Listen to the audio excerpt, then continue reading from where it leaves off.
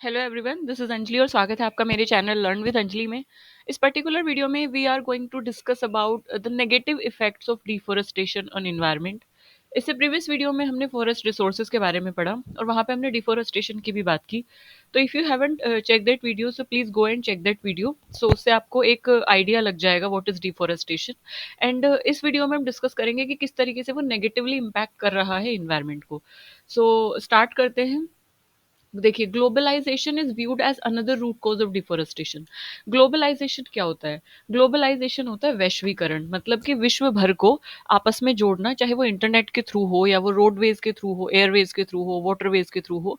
सो अलग अलग देशों को आपस में कनेक्ट करना, that is globalization, export import के थ्रू या इंटरनेट के थ्रू। अब इसका एक बड़ा ग्लोबलाइजेशन जो है, एक बड़ा कारण है डिफोरेस्टेशन का।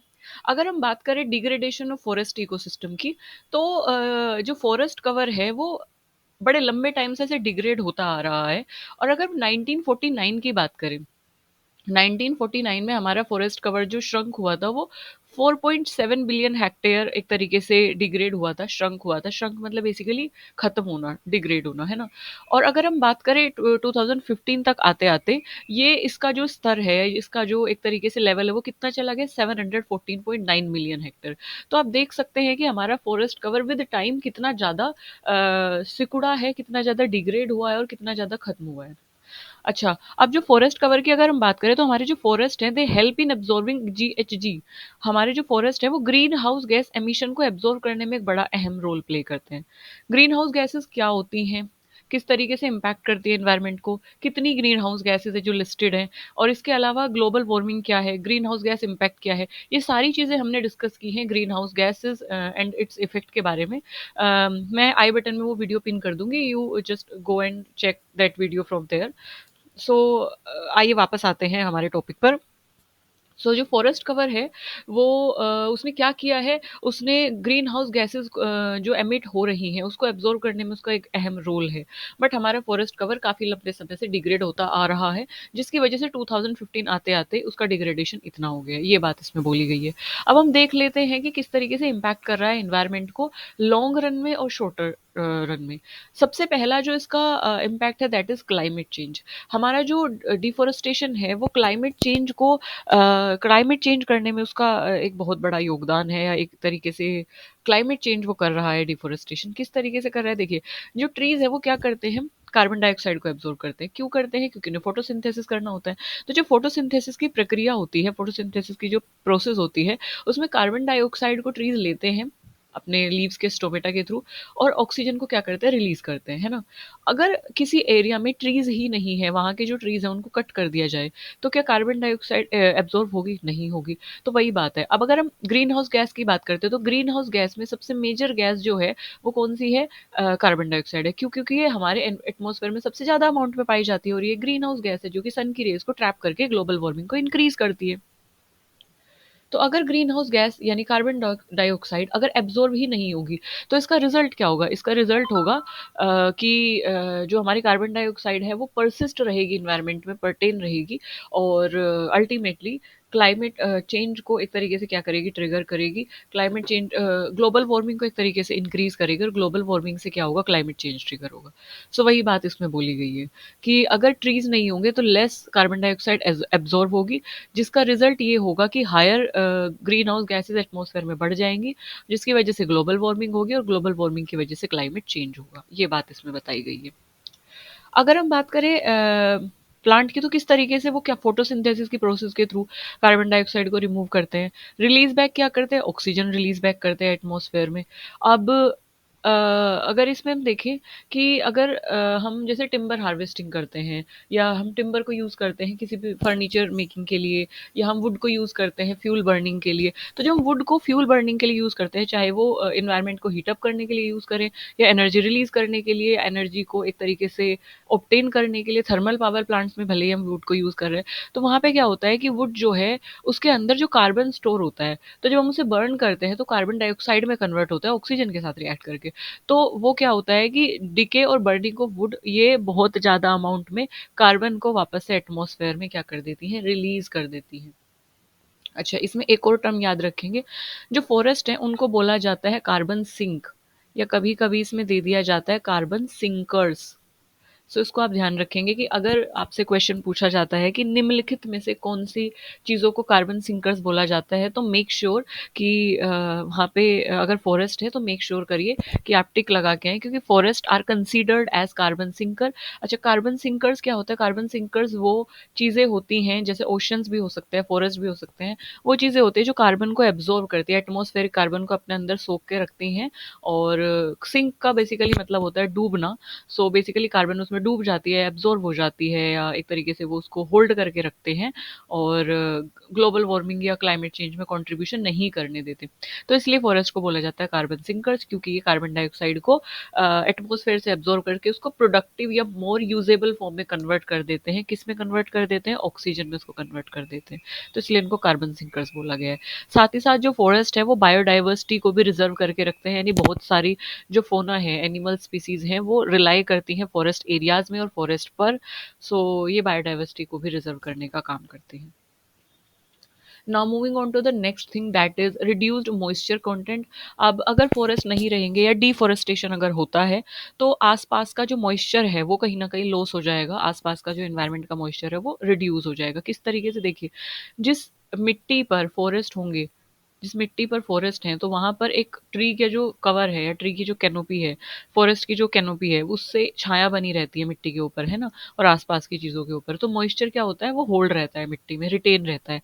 पर अगर उस मिट्टी से हम फॉरेस्ट को हटा दें या पेड़ों को हटा दें, तो क्या होगा कि वहाँ पे सन की प्रोटेक्शन की जो रेज है वो डायरेक्ट पड़ेंगी और वहाँ का जो एरिया है वो सूख जाएगा, ड्राई अप हो जाएगा।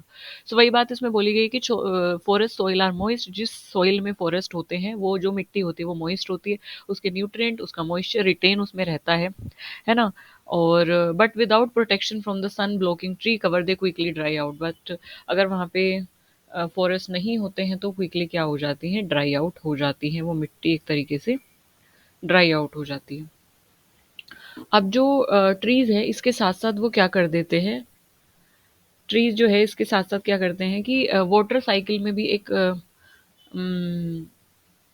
एक बहुत बड़ा कंट्रीब्यूशन प्ले करते हैं। कि सपोज कर वाटर साइकिल क्या होती है? वाटर साइकिल होती है कि साइक्लिक एक तरीके से पैटर्न या cyclic movement of water. Water का साइक्लिक मूवमेंट कहाँ से?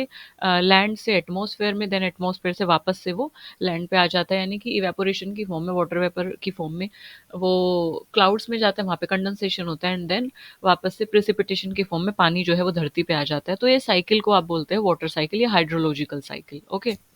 सो अब इस हाइड्रोलॉजिकल साइकिल में होता क्या है, ट्री किस तरीके से योगदान देते हैं, वो कैसे कंट्रीब्यूट करते हैं?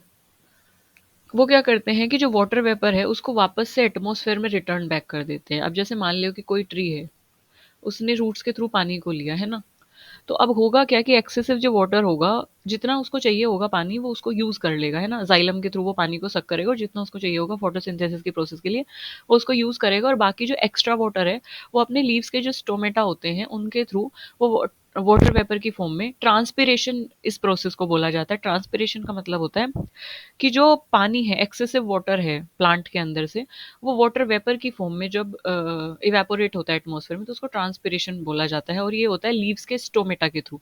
छोटे छोटे पोर्स होते हैं लीव्स में, उनको स्टोमेटा बोला जाता है, उनके थ्रू ये होता है। सो होता क्या है कि एक्सेसिव जो वाटर होता है वो वापस से वाटर वेपर की फॉर्म में it goes back into the atmosphere. तो without trees to fill these roles many former forest land can quickly become barren and desert. अब वापस से वो एटमॉस्फेयर में जाएगा, कंडेंसेशन होगा, फिर वापस से प्रेसिपिटेशन होगा, तो वापस से वो पानी जो है उस एरिया में आ जाएगा और मॉइस्चर रिटेन हो जाएगी, मतलब ये होना था। बट अगर किसी उस एरिया में ट्रीज नहीं है, तो वहाँ की जो हाइड्रोलॉजिकल साइकिल है वो कहीं ना कहीं गड़बड़ाएगी। और उसकी वजह से क्या होगा कि जो मिट्टी है वो सूख जाएगी, क्योंकि डायरेक्ट सन की रेज उस पर पड़ेंगी, ट्रांसपिरेशन हो रही ना है, बारिश की कोई संभावनाएं वहां पर नहीं है, तो वहां के जो न्यूट्रिएंट है वो मिट्टी से चले जाते हैं। मिट्टी जो है वो बैरन हो जाती है, बंजर हो जाती है, ड्राई आउट हो जाती है, और अल्टीमेटली डेजर्टिफिकेशन वहां पे होना शुरू हो जाता है, मतलब वो डेजर्ट पे कन्वर्ट होनी शुरू हो जाती है। सो इसका मतलब ये था यहाँ पे।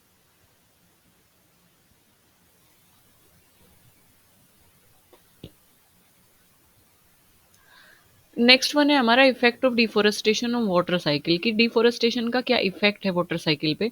Deforestation changes the quantity of water on the surface. Deforestation अगर होता है तो होगा क्या कि जितना वाटर है, क्वांटिटी ऑफ वाटर सरफेस पे, वो कहीं ना कहीं चेंज होगा, बदलेगा। एटमॉस्फेयर में और एटमॉस्फेयर में सॉइल में जितना वाटर है वो कहीं ना कहीं बदलेगा, क्योंकि ट्रीज क्या कर रहे थे, वाटर को सॉइल से ले रहे थे और वेपर की फॉर्म में वापस से उसको एटमॉस्फेयर में रिलीज कर रहे थे, है ना। बट अगर ट्रीज नहीं है तो क्वांटिटी ऑफ वाटर कहीं ना कहीं सरफेस पे चेंज होगा। This in turn change the erosion rate and availability of water, इधर फॉर इकोसिस्टम फंक्शन और फॉर ह्यूमन सर्विसेज। तो इसका जो कारण होता है और इसका इन टर्न ये किस तरीके से क्या करता है, this in turn changes the erosion rate. So अब मिट्टी अगर वहाँ पे प्लांट नहीं है, फॉर एग्जांपल आप इसको ऐसे समझिए कि कोई एरिया है जहाँ पे प्लांट्स है, तो प्लांट की जो जड़ें हैं उन्होंने मिट्टी को क्या कर रखा है, होल्ड करके रखा है ना, होल्ड करके रखा है। तो अगर वहाँ से हम उस प्लांट को हटा देंगे तो इरोजन रेट्स को क्या कर देगा, बढ़ा देगा। अवेलेबिलिटी ऑफ वाटर को क्या कर देगा, कहीं ना कहीं चेंज करेगा। और इकोसिस्टम फंक्शनिंग में ये काफ़ी ज़्यादा इम्पैक्ट डालेगी, क्योंकि मिट्टी ड्राई आउट भी हो जाएगी, मिट्टी इरोड भी हो जाएगी, तो वहाँ पे रहने वाले फोना और फ्लोरा दोनों अफेक्ट होंगे। तो अल्टीमेटली इकोसिस्टम को क्या करेगा, अफेक्ट करेगा। इसके अलावा जो है वो वाटर प्रिसिपिटेशन में ओके यहाँ पे, इसके अलावा जो है वाटर किस तरीके से, प्रिसिपिटेशन किस तरीके से डिक्रीज होगा, इसके देख लेते हैं एक बार। I hope now it is visible to you more clearly.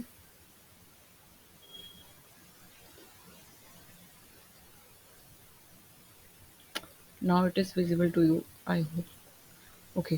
So decrease in water precipitation, water precipitation का मतलब है कि जब पानी जो है वो बूंदों की फॉर्म में, बारिश की फॉर्म में, स्नो की फॉर्म में या हेल यानी ओलो की फॉर्म में जब धरती पर गिरता है तो उसको प्रिसिपिटेशन बोला जाता है।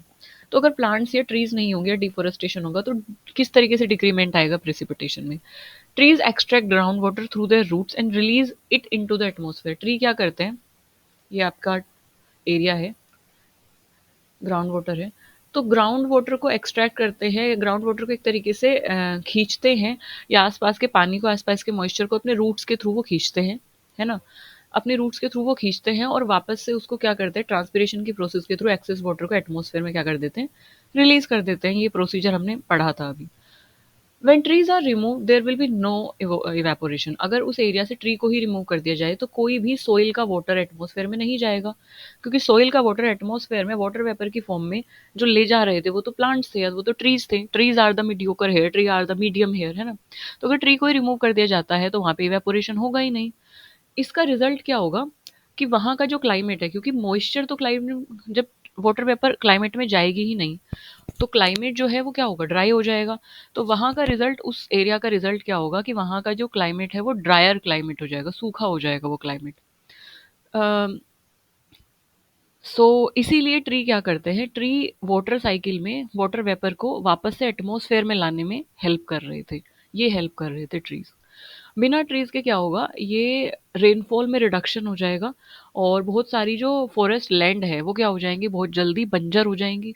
रेनफॉल में रिडक्शन हो जाएगा, क्लाइमेट ड्राई हो जाएगा। तो इन सब टर्म्स को, ये are the, these are the key terms, ये की वर्ड्स हैं, की टर्म्स हैं। ठीक है, तो अगर आपके पास क्वेश्चन ये आता है कि किस तरीके से डिफोरेस्टेशन के क्या क्या कॉन्सिक्वेंसेज हो सकते हैं किसी भी एरिया में, तो अगर आपके पास आता है ड्रायर क्लाइमेट, तो जी बिल्कुल, क्योंकि एटमॉस्फेयर में कोई मॉइस्चर नहीं रहेगी तो क्लाइमेट वहाँ का ड्राई हो जाएगा।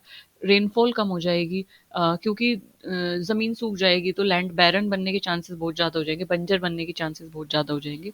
तो ये सब की टर्म्स हैं। तो forest cover bring down the temperature of the area which is crucial for rainfall. तो फॉरेस्ट कवर क्या करते हैं, वो किसी भी एरिया के टेम्परेचर को डाउन करने में हेल्प करते हैं, मतलब किसी भी एरिया का जो टेम्परेचर है वो कम हो जाए, कम हो जाएगा। तो these forest cover help in slowing down the temperature of any area, or which ultimately cause a rainfall. So that is the thing. Next और मोस्ट इंपॉर्टेंट चीज़ आती है जो कि हमेशा इस पे क्वेश्चन आता ही है कि किस तरीके से डिफोरेस्टेशन से सोइल इरोजन एसोसिएटेड है। सोइल कैसे इरोड होती है डिफोरेस्टेशन से। सो ट्री की जो रूट है वो क्या करती है, मिट्टी को बांध के रखती है, बाइंड करके रखती है। ये देखिए इस तरीके से, फॉर एग्जाम्पल ये सोइल वाला एरिया है और यहाँ पे ट्री की रूट है, तो ये आपस में मिट्टी को क्या करेगी, होल्ड करके रखती है। और अगर सोइल जो है सफिशिएंटली शैलो है, मतलब ज़्यादा गहरी नहीं है, they act to keep the soil in place by binding with the underlying bedrock. तो वो क्या करते हैं, मिट्टी को मतलब हमने सॉइल होराइजन में पढ़ा था कि ओ ए ई और लास्ट में जो नीचे होराइजन आता है वो बेडरॉक आता है। तो अगर मिट्टी ज़्यादा गहरी नहीं है, शेलो है, मतलब मिट्टी जो है बेडरॉक के पास ही है, तो जो प्लांट की रूट है वो उसको क्या करती है, बाइंड करके रखती है बेडरॉक, जो बेडरॉक है उस एरिया से उसको होल्ड करके रखती है। लेकिन अगर दूसरे ही जगह पे ट्री को रिमूव कर दिया जाए, तो removal of tree on steep slopes with shallow soil increase the risk of landslide. तो अगर ट्री को रिमूव कर दिया जाए तो वहाँ की जो मिट्टी है वो कहीं ना कहीं बिखर जाएगी, है ना। और जहाँ पे मिट्टी शैलो थी तो नीचे की जो बेड रोक है ना, वो कहीं न कहीं एक तरीके से डिस्प्लेसमेंट होगा और वहाँ पे लैंडस्लाइड के यानी भूस्खलन जिसको बोला जाता है, यानी कि जो लैंड है पूरी जब बह के या डिस्प्लेस होके नीचे गिर जाती है तो उसको लैंडस्लाइड बोला जाता है। तो ये क्या करता है, लैंडस्लाइड के रिस्क को बढ़ा देता है। तो इससे क्या खतरा होता है, इसके आस-पास के जो रहने वाले लोग हैं, उनको खतरा बढ़ जाता है। वहाँ के जो आस-पास के एरिया हैं, वो क्या हो जाते हैं, कहीं न कहीं उस मिट्टी के नीचे दब जाते हैं, तो उनको एक तरीके से थ्रेटन्ड वो हो जाते हैं। इसके अलावा डिफ़ॉरेस्टेशन जो है वो generally increase the rate of soil erosion. Generally मिट्टी जब होल्ड नहीं होगी, तो अगर उस पे बारिश पड़ती है या अगर फ्लैश फ्लड आती है, मतलब एकदम फ्लैश फ्लड मतलब बहुत तेज़ एकदम से बारिश होती है जब, तो बहुत ज़्यादा पानी जब आ जाता है या क्लाउड बर्स्ट हो जाता है या मतलब रेनफॉल बहुत ज़्यादा होती है, तो जब मिट्टी होल्ड नहीं होगी तो मिट्टी बहुत आसानी से क्या हो जाएगी, बह जाएगी पानी के साथ। तो यही चीज़ बोली गई है। अब सॉइल इरोजन में डिफरेंट टाइप के इरोजन हो सकते हैं। स्प्लैश इरोजन हो सकता है, फ्लैश फ्लड की वजह से इरोजन हो सकता है, शीट इरोजन हो सकता है। That we will discuss in coming video soil erosion के टाइप्स। अभी के लिए आप इतना समझ लीजिए कि जब मिट्टी बाइंड नहीं होगी तो वो ओपन होगी और जब वो ओपन होगी तो पानी के साथ बह जाएगी।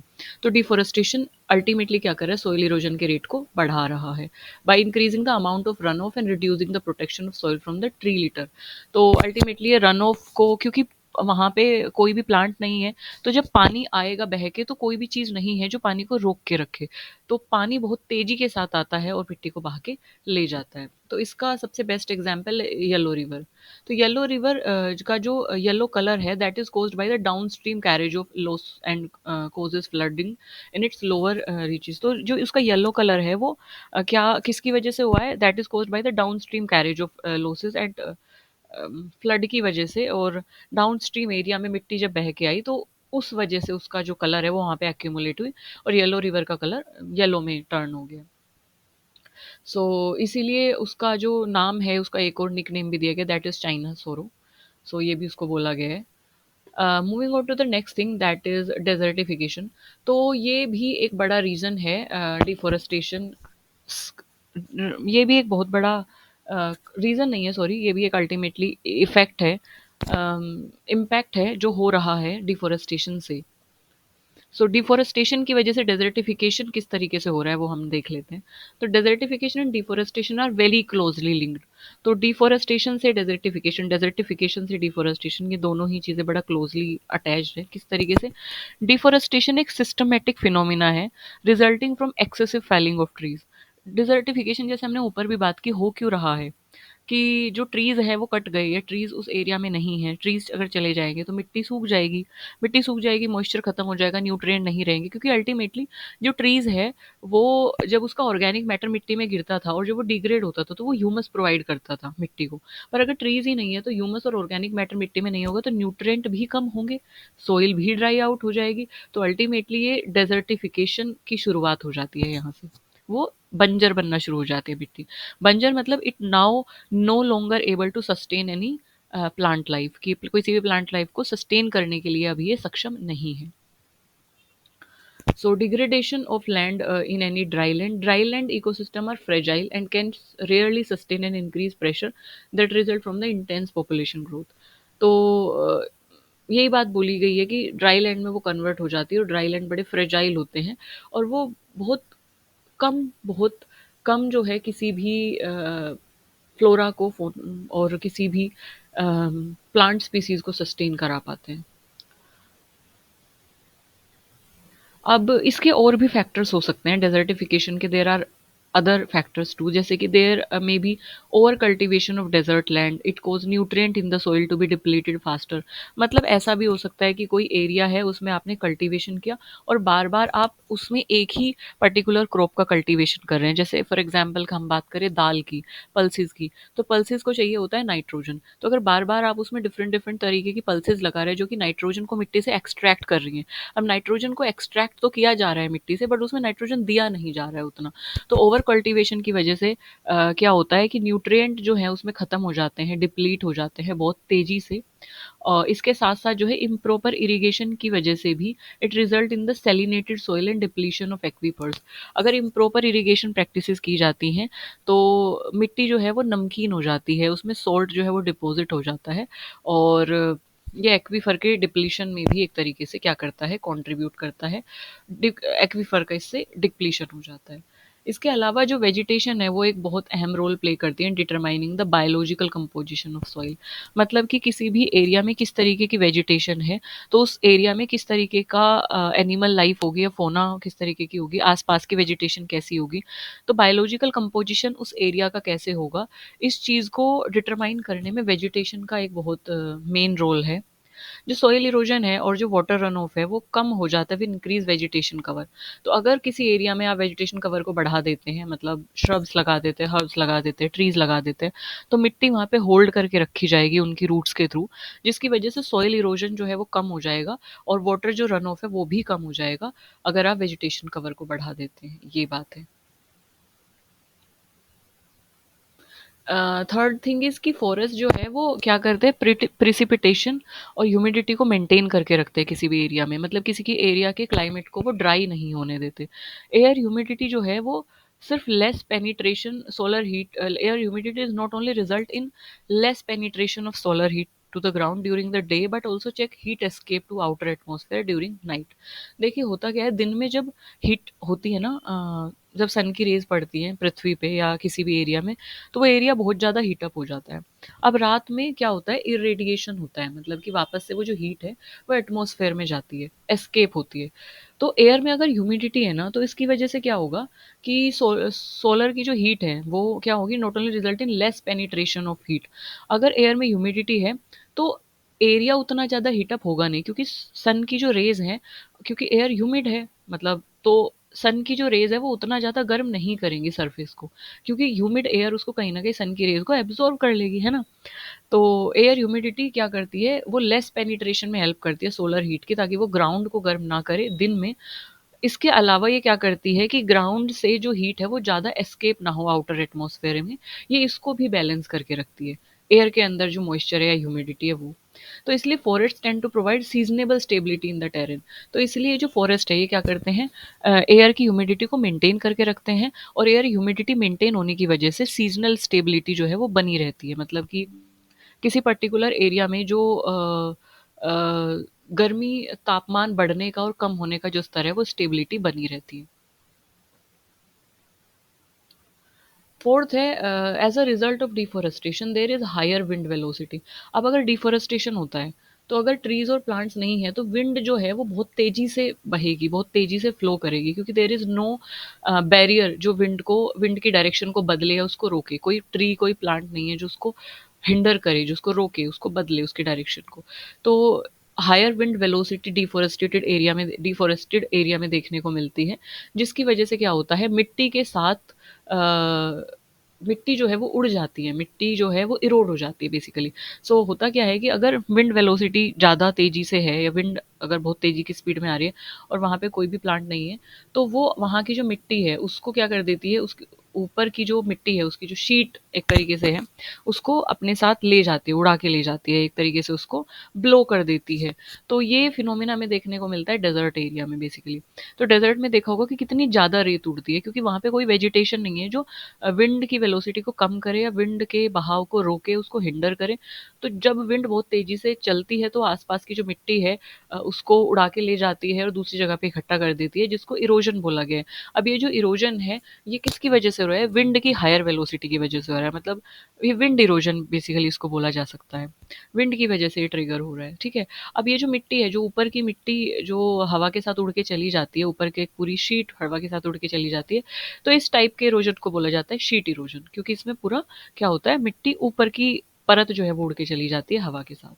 So that is, so this is the thing in this video. So in this video में हमने डिस्कस किया कि किस तरीके से जो डिफोरेस्टेशन है वो क्लाइमेट चेंज को ट्रिगर कर रहा है, ग्रीन हाउस गैसेस को किस तरीके से बढ़ा रहा है, मॉइस्चर कंटेंट को किस तरीके से कम कर रहा है, क्लाइमेट को किस तरीके से बदल रहा है किसी भी एरिया के, वाटर साइकिल पे किस तरीके से इम्पैक्ट डाल रहा है, सोइल इरोजन को किस तरीके से ट्रिगर कर रहा है, और डेजर्टिफिकेशन में किस तरीके से ये अपना एक रोल प्ले कर रहा है। तो ये सब चीज़ें हमने इस वीडियो में डिस्कस की। I hope I am able to make you understand the concept of deforestation and its underlying cause on the environment.